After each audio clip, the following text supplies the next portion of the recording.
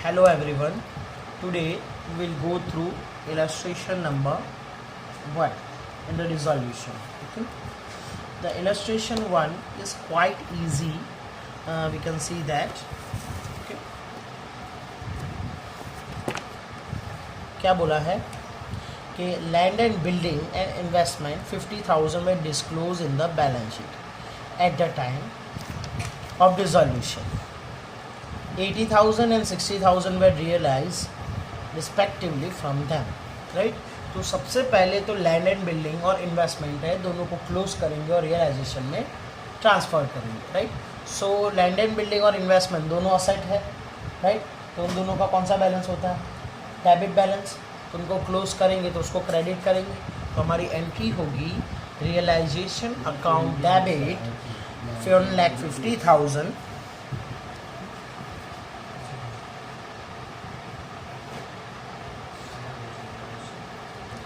Realisation account debit 1,50,000 दोनों का मिला के टोटल होगा टू लैंड एंड बिल्डिंग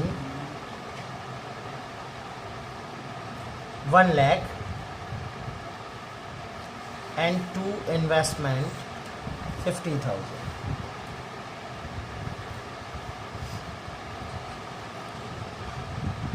और सेकंड क्या बोला है कि 80,000 हमें लैंड एंड बिल्डिंग के मिले और 60,000 हमें इन्वेस्टमेंट के मिले, राइट? तो हम तो एक ही चीज़ जानते हैं कि वह पैसे आए तो चाहे कोई भी चाहे कोई तो रियलाइजेशन टू कैश, राइट? तो हमारी एंट्री होगी cash to realisation, right? Cash comes in, तो कैश अकाउंट डेबिट कितना कैश आया? तो 80 और 60 1,40,000 कैश आया.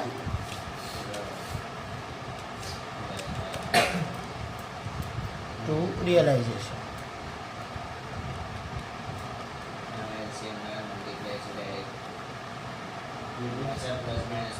तो ये इलस्ट्रेशन 1 का 1 हो गया.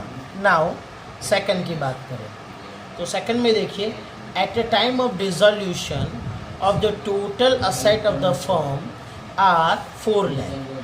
Okay, total asset of the firm कितना है? 4 लाख है. Out of which 40% are current asset. हम सबसे पहले उसका कैलकुलेशन करना पड़ेगा कि 4 लाख के असेट है, उसमें से 40% है वो करंट असेट है. तो 4 लाख का 40% दैट इज 1,60,000 हुआ. तो 1,60,000 करंट असेट है. तो बाकी का जो कितना बचा होगा? 60% बचा होगा. 4 लाख का 40% ले लिया तब कितना बचा होगा? 60% बचा होगा. तो जो 60% बचा है वो क्या होगा? Fix asset. क्या होगा? करंट असेट और फिक्स असेट दो ही टाइप के असेट होते हैं ना. तो फिक्स असेट बचा होगा. अच्छा, तो ये फिक्स असेट कितना हो गया?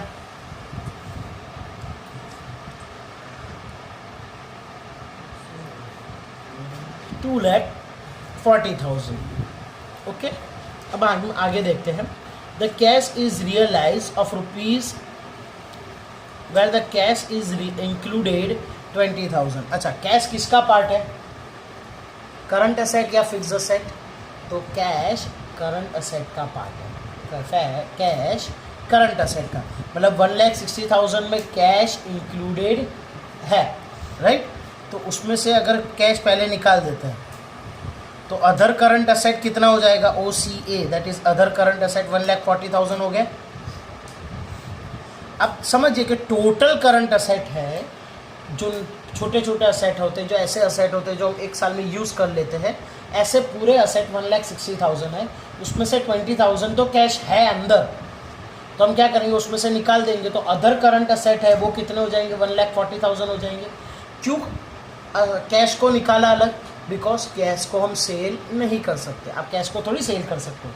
कैश तो जैसा है वैसा ही है, राइट? ओके, तो अब क्या बोला है कि 120% of fix asset are realise. अच्छा, फिक्स असेट के जितने भी थे उसके 120% रियलाइज हुए हैं. तो 2,40,000 है तो उसका रियलाइजेशन कितना हुआ है? 2,40,000 का 120%. So that will give 2,88,000 again I am repeating 2,40,000 multiply by 120%, so that will give 2,88,000, मतलब इतने पैसे मिले हमें, इतना हमने फिक्स असेट बेचा 2,40,000 का, और हमें पैसे कितने मिले 2,88,000। ओके, नाउ अब आगे देखते हैं। And 80% realise from the current asset, और करंट असेट का क्या है 80% मिले, तो करंट असेट कितना है 1,40,000 है, उसका 80% हमें मिला है, राइट। तो ये आएगा 1,12,000।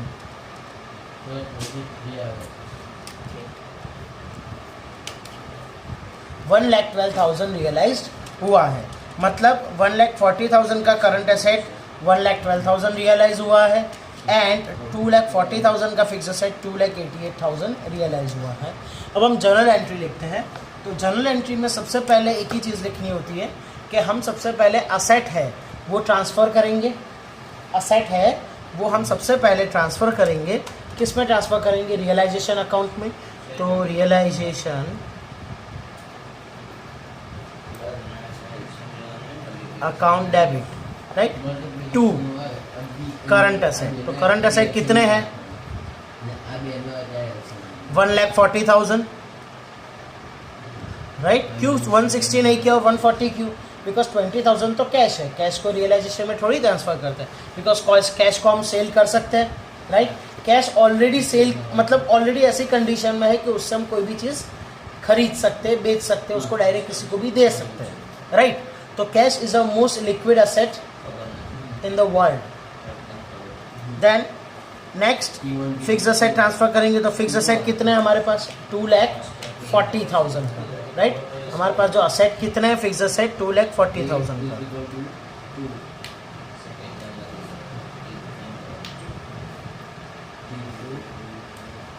सो टोटल मिला के हमारे पास असेट हो गए, रियलाइजेशन में हमने जो ट्रांसफ़र किया वो 3,80,000, राइट। अब हमने क्या किया कि वो असेट बेच दिए। अब असेट बेच दिए तो यहाँ देखिए हमने कितने में बेचे 2,88,000 और 12,000, तो दोनों का मिला के कितना हो गया 4 लाख, राइट। तो 4 लाख, तो हमारी एंट्री क्या होगी कैश और bank, right, whatever, cash और bank account debit to realisation.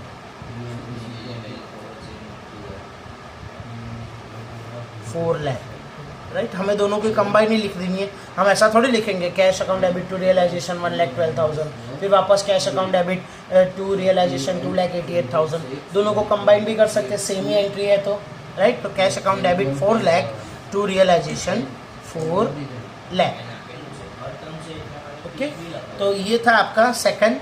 Now third की बात करते हैं। तो थर्ड क्या है, at a time of the dissolution the value of machinery was 70,000 and it was taken by one partner for 78,000. Okay.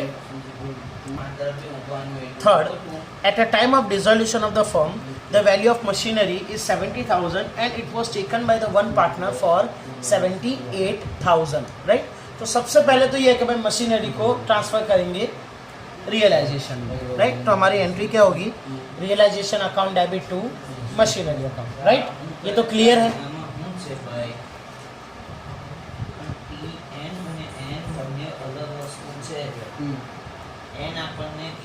Realisation account debit 70,000 to machinery account,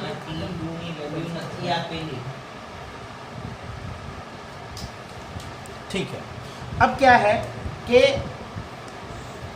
वही asset take over कर लेता है पार्टनर। अब मान लो कि अगर हमने असेट बेचा होता तो हमारी एंट्री क्या होती, cash account debit to realisation होता, लेकिन कैश तो आया नहीं, तो उसकी जगह क्या लिखेंगे पार्टनर कैपिटल। हमारी एंट्री क्या होगी partner capital account debit to realisation, simple.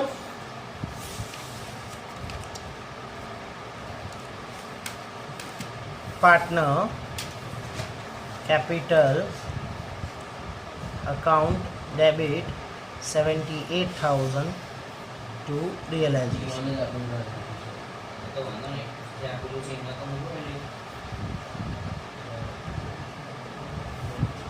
Now fourth one में क्या बोला है, dissolution expense of the firm is 20,000. हमने क्या किया, डिसोल्यूशन एक्सपेंस पे किया, राइट. तो हम जनरली एक्सपेंस पे करते हैं, तो हमारी एंट्री क्या होती है, expense account debit to cash, right. हमारी एंट्री क्या होती है, expense account debit to cash. लेकिन मैंने क्या बोला कि हम यहाँ फर्म क्लोज कर रहे हैं. अब अगर फर्म क्लोज कर रहे हैं तो उसका कोई मतलब नहीं है नया एक्सपेंस का अकाउंट बनाने का. तो सारे के सारे एक्सपेंस भी कहाँ रिकॉर्ड करेंगे, रियलाइजेशन. એટલે हमारी एंट्री क्या होगी, realisation account debit to cash, right. तो आपको एक चीज याद रखनी है, पैसे आए तो कैश टू रियलाइजेशन, पैसे जाए तो realisation to cash. Okay.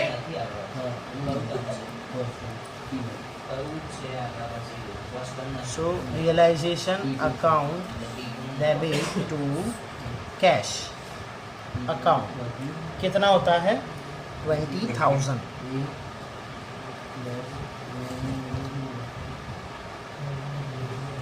Now fifth one में क्या है, at a time of dissolution of a partnership the following asset are appeared in the books, right. Building, goodwill, furniture and machinery. Okay. तो सबसे पहले तो ये सारे असेट को हम रियलाइजेशन में ट्रांसफर कर देंगे. तो हमारी एंट्री क्या होगी, realisation account debit to, right, to building 2 lakh,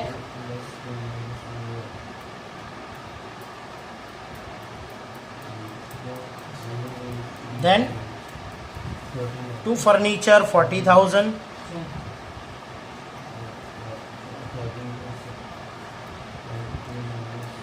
then to goodwill 20,000,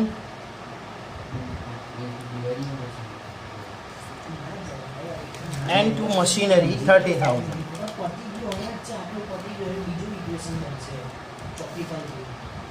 so total मिला के हमने ट्रांसफ़र किया 2,90,000, राइट. तो realisation account debit 2,90,000 to building, to furniture, to goodwill and to machinery, right. एक चीज़ याद रखिए कि जो गुडविल है वो ओल्ड पार्टनर्स ओल्ड रेशियो में ट्रांसफ़र नहीं करना है, वो रियलाइजेशन में ही ट्रांसफ़र होगा. ठीक है. अब हम आगे देखते हैं. तो देखिए, realize 2,20,000 from goodwill, building 50,000 for machinery, furniture, machinery at book value and no value for the goodwill. तो हम सबका प्लस कर लेंगे.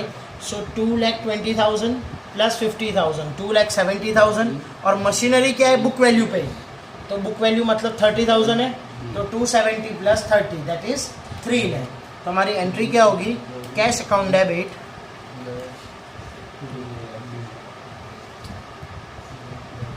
3 लाख टू रियलाइजेशन 3 लाख.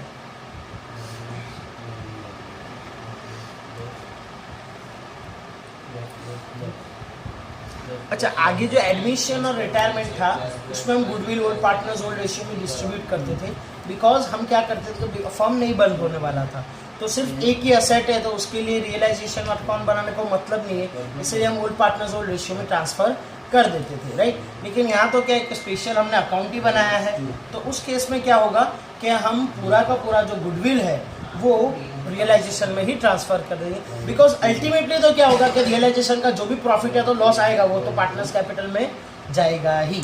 ठीक है. So this is 5. Okay. Bad debts और 12,000 was written of and out of which 10,000 was received. तो हमें बैड डेब्ट्स की एंट्री नहीं लिखनी है, राइट, बिकॉज हमने ऑलरेडी डेटर है वो रियलाइजेशन में ट्रांसफर कर दिया. डेटर है वो हमने ऑलरेडी रियलाइजेशन में ट्रांसफर कर दिया. अब उसमें से भले ना पैसे ना आए कोई मतलब नहीं है, हमें तो पैसे आए और पैसे गए उतना ही देखना. तो पैसे आए 10,000, तो उसी की एंट्री होगी, that is cash account debit to realisation. ठीक है.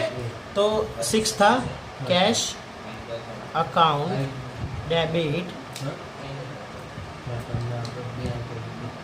10,000 टू रियलाइजेशन 10,000. नाउ 7th क्या बोल रहा है,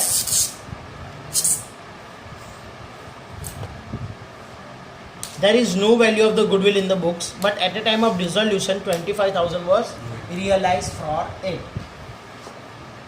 ठीक है. तो 7th ये है कि 35,000 ऑफ इट। ओके, तो गुडविल की कोई भी वैल्यू नहीं थी बुक में, मतलब गुडविल बुक में था ही नहीं, तो ट्रांसफ़र तो होगा ही नहीं रियलाइजेशन में, राइट। तो पहली एंट्री तो हो गई, लेकिन 35,000 लास्ट में मिले हमें, तो हमें तो पैसे मिले, एंट्री क्या होगी, cash to realisation, that's so simple.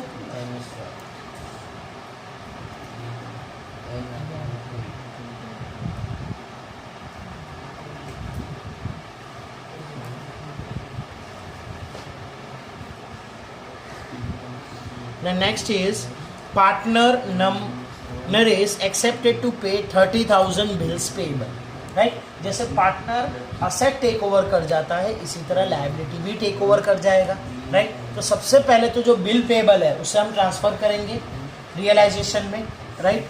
तो 8 नंबर क्या होगा, realisation account bill payable account debit, because bill payable credit होता है, लायबिलिटी है तो क्रेडिट होगा, तो उसको क्लोज करेंगे तो डेबिट करेंगे, ठीक है। तो bill payable account debit to realisation.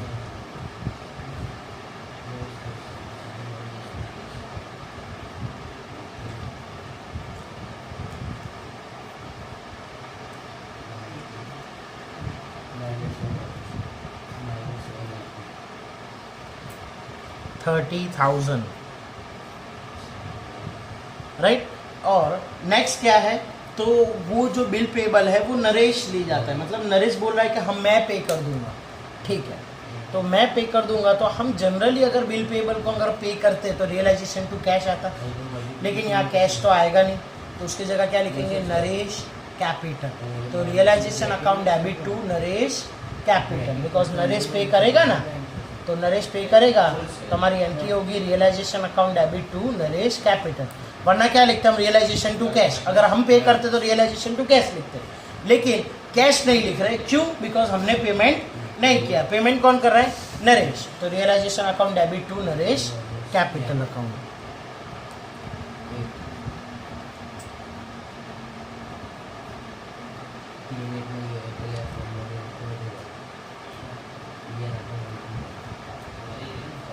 और कुछ भी नहीं बोला है तो आपको बुक वैल्यू पे ही लेना है।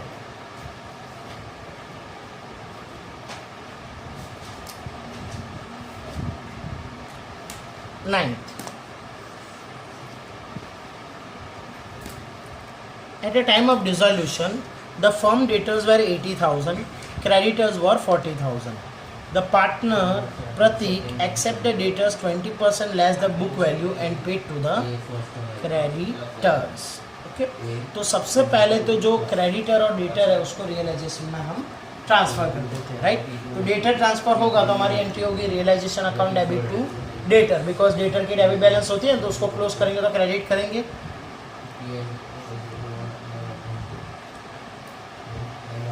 तो realisation account debit 80,000 to debtor 80,000। Now creditor को भी ट्रांसफर करेंगे, तो क्रेडिटर अकाउंट डेबिट, क्रेडिटर की क्रेडिट बैलेंस होती है, तो उसको क्लोज करेंगे तो डेबिट करेंगे, तो creditor account debit to realisation.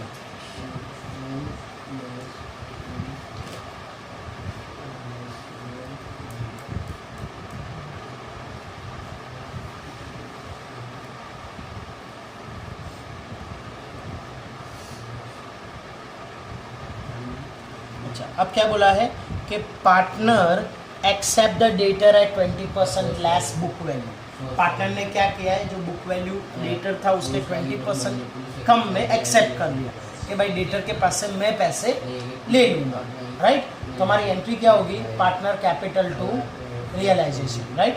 Partner capital to realisation, अगर कैश आया होता तो कैश टू रियलाइजेशन लिखते, लेकिन यहाँ कैश नहीं आया, पार्टनर के पास मिलेगा, इसलिए partner capital account debit to realisation. वो भी कितना, 20% लेस। तो डेटर 80,000 है, तो 80,000 का 20% निकालेंगे, तो डेटर 80,000 है, तो डेटर 80,000 का 20% कम निकालेंगे तो 64,000 होगा। 80,000 minus 20% so Prateek capital account debit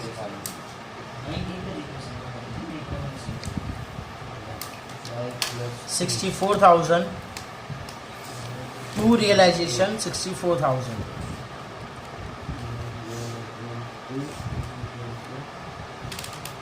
अब इसी तरह प्रतीक ने क्या बोला है कि वो क्रेडिटर्स को भी पेमेंट कर देगा, तो realisation to Prateek capital, right. Creditor को पेमेंट कर देता है तो रियलाइजेशन टू प्रतीक कैपिटल।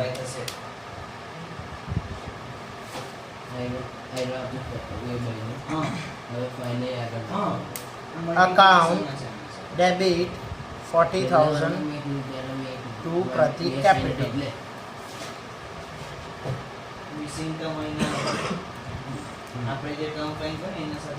तो ये था हमारा 9। Now 10। A partner Vijay has accepted a responsibility for dissolution procedure of the firm. A firm has decided to pay 12,000 for the remuneration for his task. A firm paid 6,000 for the expense. हाँ, ये सबसे ज़्यादा important entries है, ठीक है। तो उसमें मैं आपको पहले एकदम डिटेल में समझा देता हूँ। थिंग इज़ दैट कि जो पार्टनर था उसको हमने रियलाइजेशन मतलब ये डिसोल्यूशन मतलब फर्म बंद करने का पूरा प्रोसीजर हमने एक पार्टनर को दिया, ठीक है। उसको काम दिया कि भाई तुझे सारे असेट बेचने हैं, सारी लाइबिलिटीज़ को पेमेंट करना है, जो भी अगर लीगली प्रॉब्लम होता है तो सब तुझे सॉल्व करना है, सब कुछ तुझे करना है, ठीक है। अब एक पार्टनर को हमने सौंपा तो उसको कुछ पैसे तो देने पड़ेंगे, राइट। लेकिन तो हमने क्या किया, उसको पैसे दे दिए। तो हम अगर उसको मान लो को पैसे दे दिए तो अब रियलाइजेशन का कि डिसोल्यूशन का जो भी खर्चा होगा वो सब वही भुगतेगा। तो हमारे देखिए एंट्री क्या है। तो सबसे पहले हमने क्या किया है कि विजय जो पार्टनर था उसको हमने डिसोल्यूशन का प्रोसीजर की पूरी रिस्पॉन्सिबिलिटी दे दी और उसके लिए उसको हमने कमीशन दिया है 12,000 का, राइट। तो 12,000 का हमने उसको रेम्यूनरेशन दिया। तो सबसे पहले हमारी एंट्री क्या होगी, तो रेम्यूनरेशन हमारे लिए एक्सपेंस है और विजय को मिला है तो एक्सपेंस टू विजय कैपिटल। लेकिन अगेन मैंने बोला कि हम यहाँ नया कोई भी अकाउंट ओपन नहीं करेंगे बिकॉज फर्म क्लोज होने वाली है, तो नया अकाउंट ओपन करके कोई फ़ायदा ही नहीं। तो हमारी एंट्री क्या होगी, realisation account debit to Vijay capital.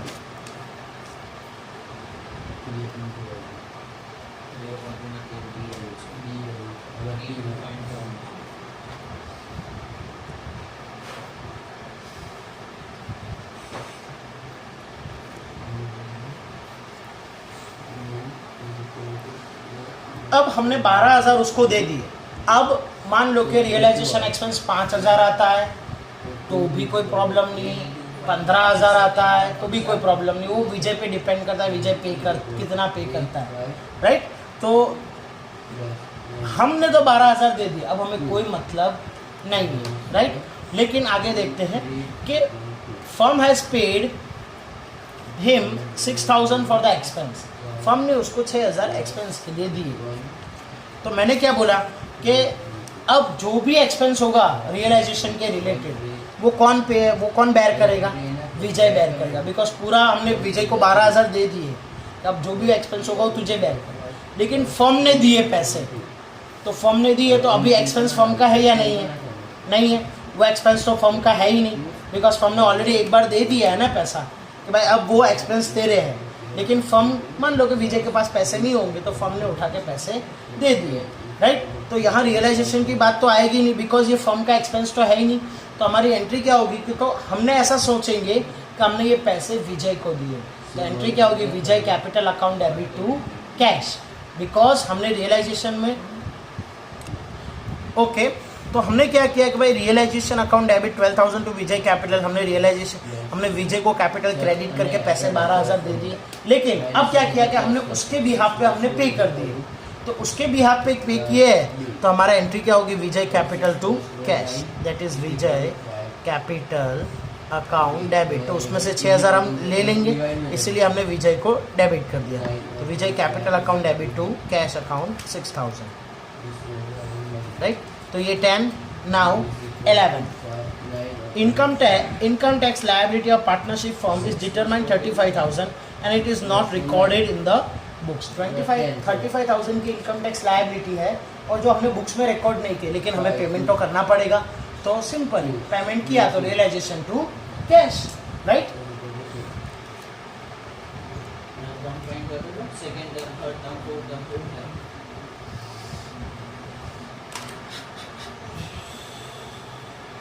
To cash.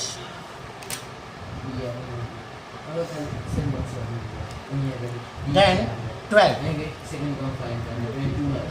At the time of liquidation, after making the payment of all the liabilities, the surplus of asset 60,000. The profit and loss sharing ratio of is S, B and I is 4:3:3. मतलब क्या हुआ कि realisation में हमें profit हुआ है, मतलब asset हमने रियलाइज कर लिए और सारी लायबिलिटी पेमेंट कर दी। उसके बाद हमें रियलाइजेशन में 60,000 बचे हैं, दैट इज हमारा प्रॉफिट हुआ। और ये जो 60,000 बचे हैं वो प्रॉफिट शेयरिंग रेशियो में हम डिस्ट्रीब्यूट कर देंगे। तो किस में डिस्ट्रीब्यूट करेंगे? पार्टनर्स कैपिटल में एस, बी एंड आई, और वो भी रेशियो दिया हुआ है 4:3:3। तो हम ट्रांसफ़र करेंगे तो सी रियलाइजेशन में प्रॉफिट हुआ है तो क्रेडिट बैलेंस ज़्यादा होगा, तो उसको क्लोज करने के लिए डेबिट करेंगे, तो रियलाइजेशन अकाउंट डेबिट। और वैसे भी याद रखिए जब जब प्रॉफिट होता है तब जब हम पार्टनर्स कैपिटल को क्रेडिट ही करते हैं, उसमें पैसे बढ़ जाते हैं ना, इसीलिए। To S capital, to B capital, to I capital, right. अब कितना है? 60,000 है, तो 4:3:3, that is 4/10, 3/10 and again 3/10. So 4 6 are 24,000, 3 6 are 18,000 and 3 6 are 18,000. तो ये हो गया हमारा 12. Now 13. Realize 20,000 from unrecorded machine at a time of dissolution. Machine unrecorded था, मतलब हम रियलाइजेशन में ट्रांसफ़र करेंगे नहीं, जो मशीन असेट में था ही नहीं उसको हम ट्रांसफ़र कैसे कर सकते हैं, लेकिन उसके पैसे आए तो cash to realisation, simple.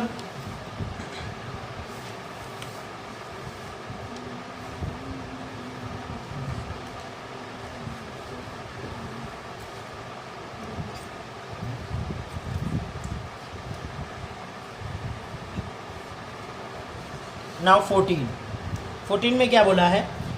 On the payment of 25,000 on the payment of 35,000 unrecorded 20,000 was given to the Mukesh and remaining amount is paid in cash, right? तो हमें पेमेंट करना था 35,000 का, उसमें से जो हमारा फर्नीचर अनरिकॉर्डेड था वो ले गया, राइट? और बाकी का हमने पेमेंट किया 15,000। सी हमने सिर्फ पेमेंट कितना किया? 15,000। रिमेनिंग अमाउंट 35 में से तो वही आएगा। बाकी का तो रियलाइजेशन टू रियलाइजेशन थोड़ी रिकॉर्ड होता है कि एक तरफ रियलाइजेशन पैसे गए, मतलब फर्नीचर गया, एक तरफ रियलाइजेशन उसमें हमें पेमेंट कर दिया। रियलाइजेशन टू रियलाइजेशन तो होता नहीं है, तो हम तो सिर्फ उतना ही रिकाउंट करेंगे, भाई पेमेंट हुआ कितना हुआ? 15,000 का, राइट? तो realisation account debit to cash.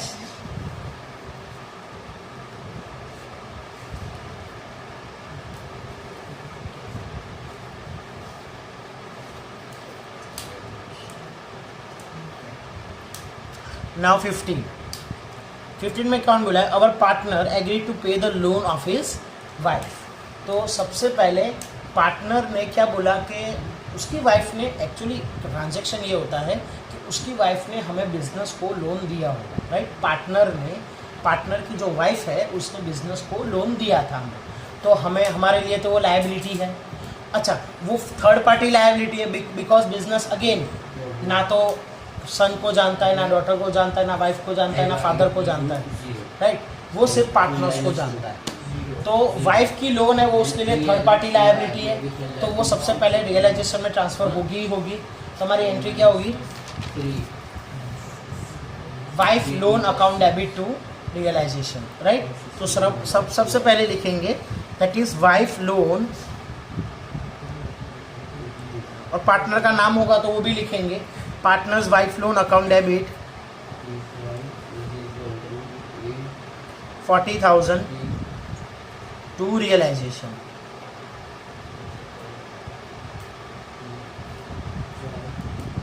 अब जिसी तरह वो बाकी लायबिलिटी ले जाता है, बिल पेबल ले जाता है, इसी तरह वाइफ लोन भी ले गया, तो एंट्री क्या होगी, realisation account debit to partners capital. लेकिन वाइफ लोन जो थर्ड पार्टी लायबिलिटी है तो ट्रांसफर होगी ही रियलाइजेशन में।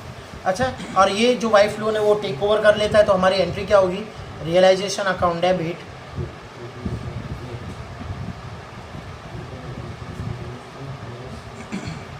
To partner capital. मतलब जिसकी वाइफ है वही पार्टनर है, दूसरा पार्टनर नहीं। ठीक है, तो हमारी एंट्री होगी realisation account debit to partners capital. ठीक है, तो ये था आपका illustration number 1। Now in the next video we will go through illustration number 2। That's it for the day. Thank you and have a nice day.